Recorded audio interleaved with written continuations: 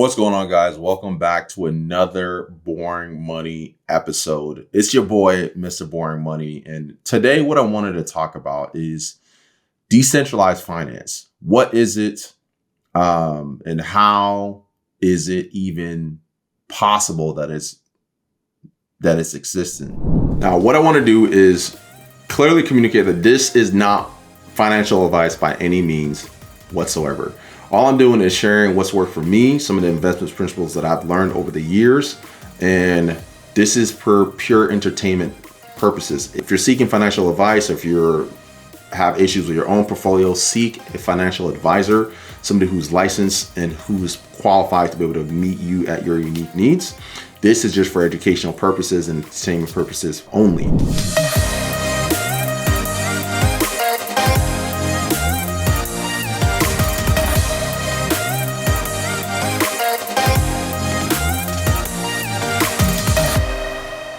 So I discovered the world of decentralized finance a couple years ago, and it had changed my life ever since. Now, there's a lot of confusion. If you were going to go on YouTube and search decentralized finance, there's a lot of different ways, and it could be overcomplicated. And for me, I like to make things very, very simple and easy to understand. So simple and easy to understand, a third grader can grasp the concept. So if you understand the world of finance and how the economy works, the economy is typically funded by central banks. Central banks are providing liquidity that allows everything in the economy to work. It's traditional finance. A lot of regulations, lots of red tape that prevents retail investors from accessing opportunities that accredited and institutional investors have access to. All this is done for your protection, right? So when you're in the traditional finance, when you put your money in a bank account, what you're actually doing is you're loaning your money to the bank and giving them permission to then take that money and loan it out to others to essentially fund the economy.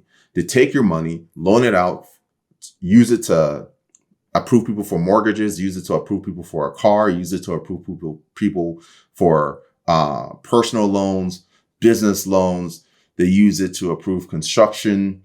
They use it to fund, to provide lines of credit and credit cards. And all the while, they're collecting interest, a premium on the money that you provided them, right? And in return for your money, they're going to pay you 0.01%, something stupid like that, right? And then in exchange for the liquidity that they're providing the economy, they're getting not only interest on the loans that they're providing, they're also getting a kickback like merchant processing fees. Like if you have like merchant processors, they're allowing you to transact, and they're getting a transaction fee for the service that they're providing you to allow you to do that. All right. Now, decentralized finance takes this concept, but they make it available to everyone, right? In order for crypto to function, it needs people to be able to transact, right? And because decentralized finance is outside of traditional finance and outside of regulation, it needs people, and it has a way to incentivize people like me to provide liquidity, to provide my capital. Instead of parking my money in the bank, they'll incentivize me to park my money in their protocols and in their blockchains and different things like that. And in exchange for doing that, I get a high yield, right? And we're talking anywhere from 10 to 50 to 100% interest for providing liquidity and making this possible. Now, how is it that I'm able to earn that kind of interest on my money? Is because when I provide liquidity, I'm allowing others to be able to process transactions safely, right? And then every time somebody buys or sells anything in crypto, they're paying a transaction fee. And that transaction fee goes towards liquidity providers to continue to further incentivize them to continue to provide liquidity to those platforms and to those economies on the blockchain, right? And that's how decentralized finance work. And the reason why it's such an incredible opportunity is because Central banks and institutional investors can't get in quite yet until regulation comes out to make it very, very clear what the proper procedures and protocol would be for them to be able to participate in this new economy and in this world of decentralized finance. And the reason why I'm so obsessed with decentralized finance is the fact that you have true sovereign ownership over your money, over your finance, over like you can literally, you have ownership, right? A bank can't just decide to stop you from doing something because they don't like you, right? So decentralized finance takes ownership from the central banks and from the government institutions and actually gives the ownership to the people. And it doesn't have any red tape. Like it doesn't look at your credit score. It doesn't look at your history. It doesn't look at how much money you make or don't make. It's a protocol. It's unbiased, right? And it's doing everything based on code and based on things that are already pre-written. So it allows you to be able to fund and be able to deploy your capital in a way that allows you to get high yield and really set up your own financial plan and be able to determine how you want to leverage the tools available there to work towards your goals and to help you reach your financial goals and reach financial freedom. So decentralized finance is absolutely incredible. And the cool thing about it is that there's so many opportunities on the blockchain with DeFi, right? With the blockchain, you can essentially start looking for economies. And the way that I look at it is digital real estate.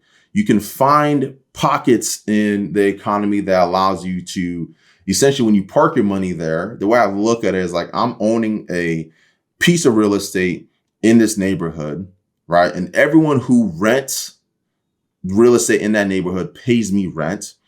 And then a part of me owning some real estate in this neighborhood is all the transactions of the tenants when they're buying things and selling things. I get a percentage of all those things, all those transaction fees that they're paying goes to me as well. So there's three ways that I'm going to get paid on the blockchain when I invest into an economy on the blockchain, right? I'm collecting rent, which is like APR. I'm collecting the transaction fees. And then because I have exposure to the assets, I also have exposure to appreciation. So if the market goes up and the market appreciates, my portfolio goes up in value as well. But if the market depreciates and goes down in value, I'm not left up shit's creek without a paddle. I have rent still being paid to me and the transaction fees being paid to me. So I don't have to worry about it.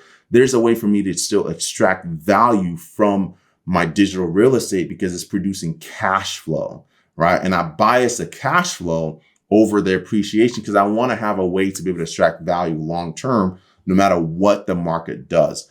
And that's why I love decentralized finance so much, because you can essentially invest your cash without having to lock up your capital. And for me, we created a boring money treasury system that allows us to invest principal without risking it to the market. So it's a delta neutral strategy. We invest principal in a way that allows us to produce cash flow. And then that cash flow, we can reinvest into building our cash position or reinvest into accumulating more assets to get exposure to the market to capture the appreciation when the market rallies. But the great thing about it is even if the market goes down, because the principal is protected and producing cash flow, I don't have to worry about that money being exposed to the volatility of the market. I'm only exposing the cash flow that I'm producing to the volatility of the market. So if the market goes up or down, I have a way to constantly extract value. So that's why I love decentralized finance, is why it's completely changed my life. And it's allowed me to be able to really take control of my finance and determine how I want to live my life and give me a clear path to start to build our portfolio and set our family up for financial independence for not just a short term, but for the long term. So found this helpful. I actually have a free program that I give away just to educate people on it. It's called the Boring Money System. If you want access, to be a link to be able to join our community, to be able to get access and be a place where you can safely learn, ask questions, and find out more about what is DeFi and be able to understand what are some of the common pitfalls and things that you can avoid.